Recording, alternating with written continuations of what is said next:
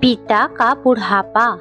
Professor विनय जीवन भर lecture और कॉलेज इसी में जीवन के उस दौर पे आ गए थे जब बुढ़ापा उनके शरीर से ज्यादा उनके चेहरे पर दिखने लगा था। पत्नी के जाने के बाद इकलौते लड़के को अकेले ही पाला। घर, बच्चा, नौकरी, इनमें ही जीवन को बस जिम्मेदारी मानकर काट रहे थे। कॉलेज के बच्चे प्रोफेसर विनय को बहुत प्यार करते थे। विनय ने अपना जीवन बेटे में ही लगा दिया था। अपने इकलौते लड़के के प्रेम प्रसंग को जब साथ के प्रोफेसर के मुंह सुने तो जैसे अंदर से टूट गए। आंखों में अपने और पत्नी के सपने आंसू के रूप में गालों से नीचे आ रहे थे। शाम जब विनय घर आए तो बेटा राज और एक लड़की जीन्स और टी शर्ट में सोफे पे बैठे थे। प्रोफेसर विनय जैसे ही आए तो लड़की ने आकर हेलो अंकल कहा। मैंने भी प्रति उत्तर में हेलो ही कहा। तभी लड़की की माँ बोली, अंकल के पैर छुओ बेटा, हमारी इकलौती बेटी हैं भाई साहब। जब पीहू ने आपके बेटे राज के विषय में बताया तो मैं और इसके पापा तुरंत तैयार हो गए। हमारी बेटी खुश रहे और हमको क्या चाहिए। इतने में विनय के पैर छूने पीहू उठी तो रहने दो बेटा, उसकी कोई जरूरत नहीं है। पीहू बातों से एकदम बिंदास, खिलखिला कर हंसने वाली, अपनी माँ से हर बात पर तर्क वितर्क करती। पीहू मेरे बेटे राज की पसंद ही नहीं, प्यार भी है। राज आज एक कॉफी भी बिना पूछे नहीं पीता था। आज एक लड़की को लाकर बैठा दिया था। प्रोफेसर विनय का दिल पत्थर का हो चुका था। जैसे लोगों को उन्होंने देखा कि लव मैरिज वाली शादी घर बर्बाद कर देती हैं, बेटे को लेकर अलग हो जाएगी, यही डर विनय सता रहा था। बहुत जल्दी पत्नी के जाने के बाद सबने कहा दूसरी शादी को।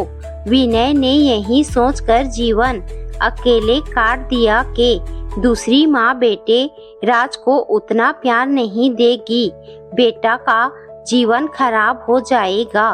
तभी से एक बहू की जो छवि विनय ने बना ली थी कि संस्कारी बहू लाऊंगा जो पूरा घर मंदिर के जैसे कर देगी। लेकिन पीहू उसकी बिल्कुल उल्टा थी। बिल्कुल लड़कों की तरह वेशभूषा, हंसना, बोलना, अकड़ना भरा हुआ था। उसमें ना देखने में उतनी खास, ना लजाती, ना शर्माती। जाने राज को क्या दिखा था इसमें। बेटे की पसंद के बाद विनय कुछ बोलते भी तो क्या, चुपचाप दिल पर पत्थर रख कर शादी की रस्मों को पूरा करके पीहू अब घर आ गई।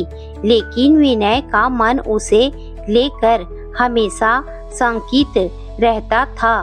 कहाँ साथ पढ़ा रहे प्रोफेसर की बेटी, मासूम गुड़िया सी बहू लाना चाहते थे विनय। अब कहाँ ये बहू कम आवारा लड़की ज्यादा लग रही थी। अगले दिन सुबह से विनय को कॉलेज जाना था। सोचा था बहू आ जाएगी तो उसके हाथों की चाय पीकर अपने सुबह की शुरुआत करूंगा। लेकिन पीहू को देखकर मैंने अपना ये सपना भुला दिया था। सुबह पूजा की घंटियां सुनकर मेरी नींद खुली। अभी 6 भी नहीं बजे थे। बाहर निकल कर देखा पीहू आरती की थाल लिए पूरे घर में घूम रही थी। मुझे लगा मैं सपना देख रहा हूँ। तब तक वो पास आकर बोली, डैडी जी प्रसाद लीजिए।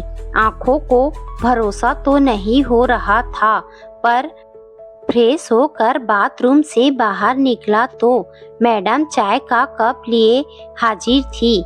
चाय पीने के बाद बोली, डैडी जी, मुझे नाश्ते में रोटी और चीला बनाना ही आता है। आप लोग नाश्ते में क्या खाते हैं?